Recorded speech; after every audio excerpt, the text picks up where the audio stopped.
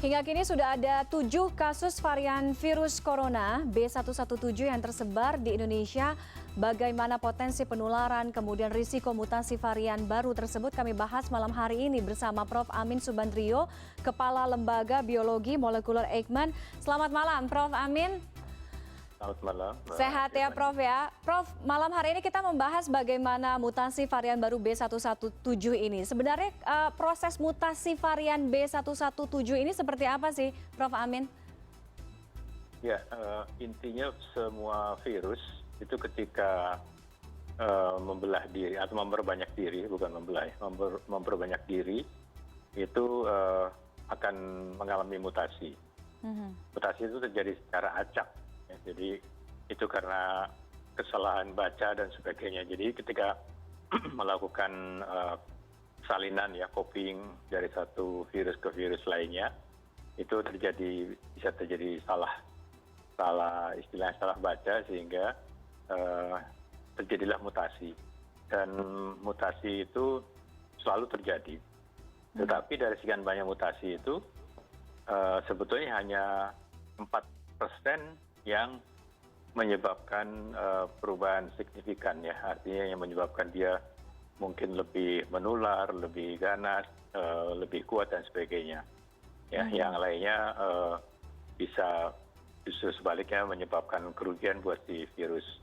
Nah, dari yang 4% itu tapi terjadi berkali-kali, selalu dalam proses replikasi akan terjadi mutasi.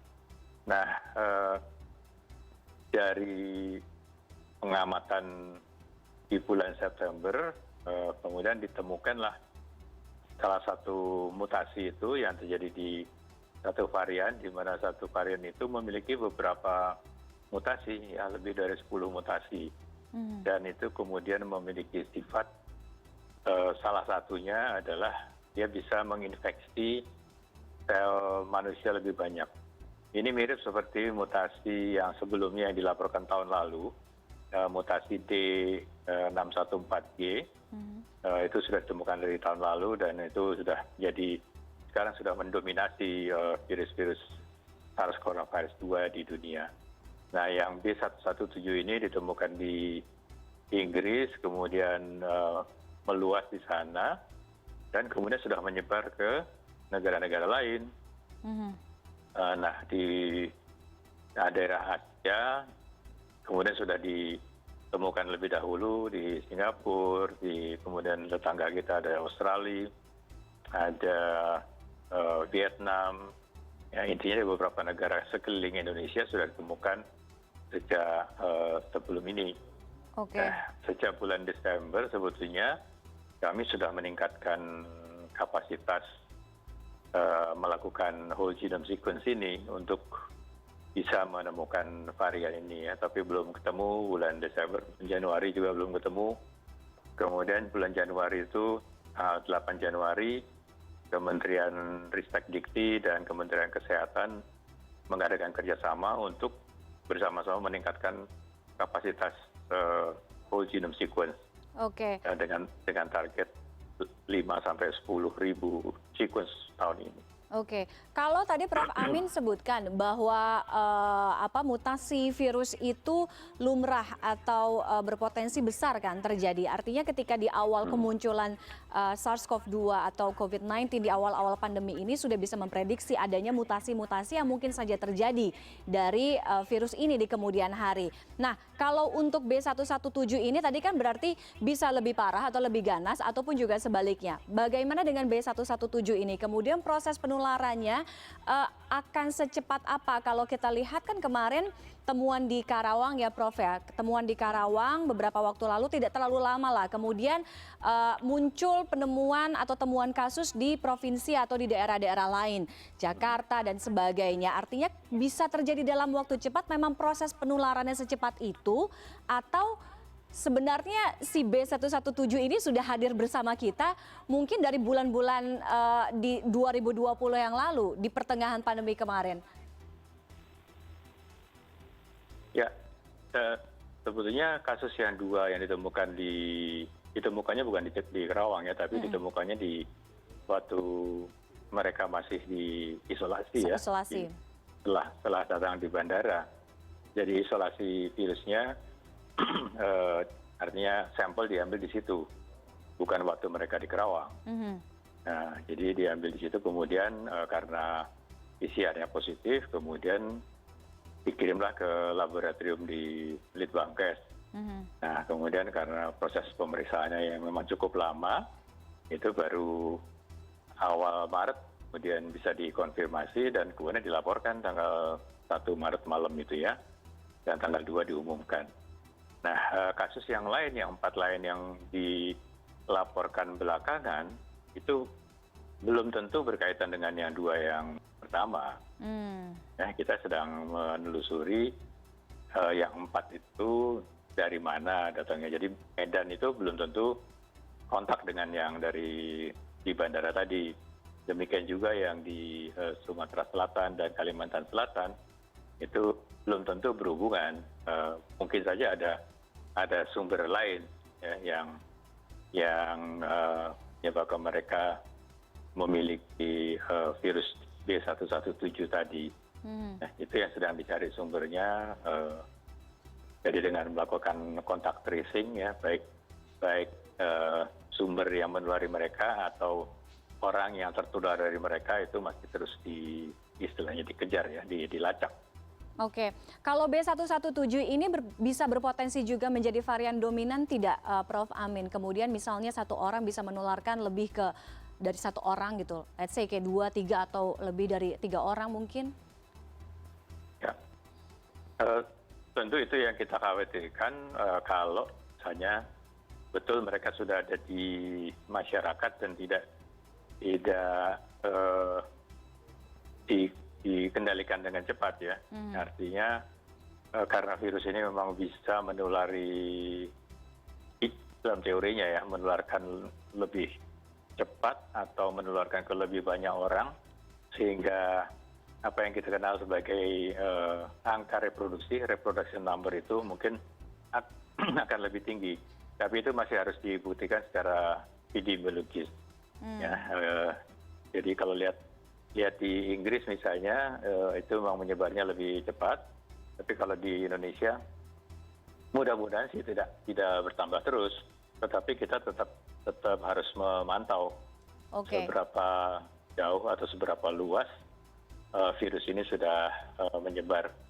Ya, oleh karena itu kita berupaya mengumpulkan sampel-sampel dari seluruh Indonesia, dari rumah sakit di daerah, laboratorium di daerah, dengan melibatkan semua institusi yang memang bisa melakukan whole genome sequence ini. Oke. Prof. Amin, pemantauan itu juga bisa dilakukan salah satunya dengan cara pendeteksian. Nah, pendeteksian mutasi varian baru B117 ini seperti apa? Kemudian pendeteksiannya kalau yang SARS-CoV-2 yang kemarin-kemarin, bahwa kita tahu pendeteksian tes kesehatan bisa dilakukan melalui antigen kemudian PCR. Apakah ini juga masih berlaku untuk B117, Prof? Untuk deteksi tetap kita menggunakan PCR. Ya, jadi untuk konfirmasi yang paling reliable sebetulnya PCR. Ya, walaupun itu memang harus kita akui butuh waktu lebih lama dan harga lebih tinggi, tetapi itu adalah gold standardnya untuk mendeteksi. Nah, yang dideteksi dengan PCR itu belum ketahuan bahwa itu varian yang mana. Jadi PCR itu sama sekali tidak menunjukkan ya varian A, varian B atau dari mana, belum ketahuan. Itu baru bisa diketahui kalau kita melacak atau mempelajari sequence tadi. Jadi rangkaian informasi genetik dari virus itu kita baca keseluruhannya dari A sampai Z-nya. Jadi dari ujung ke ujung kita pelajari ada nggak itu mutasi-mutasi yang terjadi di situ. Mutasi tidak hanya B117 atau B1351 seperti yang dari Afrika Selatan atau yang lain. Mungkin saja mutasi yang dari Indonesia yang juga bisa menyebabkan perubahan signifikan. Walaupun sampai saat ini belum diketemukan ya. Nah, tapi intinya adalah informasi itu baru bisa diketahui apabila kita melakukan whole genome sequence. Dan itu butuh waktu yang cukup lama. Berapa lama, Prof? Sekitar 1-2 minggu lah ya. Idealnya 1-2 minggu. Oke. Bisa sampai 2 minggu ya. Oke, dan belum semua bisa mensupport itu ya, Prof ya, kalau di Indonesia. Artinya untuk mengetahui apakah ini B117 atau varian A, B atau lainnya gitu. Sejauh ini yang sudah tergabung dalam kelompok yang melakukan whole genome sequence ini baru ya belasan lah hitungnya, yang belum sampai 20 institusi. Tapi mungkin akan bisa bertambah. Oke. Tapi memang belum banyak. Oleh karena itu kita akan meminta laboratorium yang atau rumah sakit yang menemukan kasus-kasus, misalnya terjadi klaster tiba-tiba, klasternya besar atau klasternya muncul secara cepat, atau ada orang yang sudah divaksinasi tapi kok masih sakit, atau pernah sakit tapi kemudian sakit lagi, atau gejala klinisnya aneh gitu ya, tidak biasa. Nah itu diminta rumah sakit atau laboratorium di daerah segera mengirimkan sampelnya ke salah satu dari laboratorium yang bisa melakukan whole genome sequence itu dengan keterangan tentang pasien itu yang lengkap. Jadi data demografisnya mesti lengkap, data klinisnya juga mesti lengkap. Sehingga kita nanti akan bisa mengetahui keterkaitan antara mutasi yang terjadi, ya. Salah satunya adalah B117 itu, dengan gambaran klinisnya. Oke. Nah, itu akan sangat membantu kita dalam mempercepat pengendalian pandemi ini. Oke, itu yang kita harapkan agar bisa menekan laju persebaran, kemudian juga penyebaran COVID-19 dan juga penanganan pandemi ini bisa semakin terkendali. Terima kasih Prof. Amin Subandria sudah bergabung di CNN Indonesia Connected malam hari ini. Sehat selalu Prof, selamat malam. Selamat malam, terima kasih. Salam sehat selalu.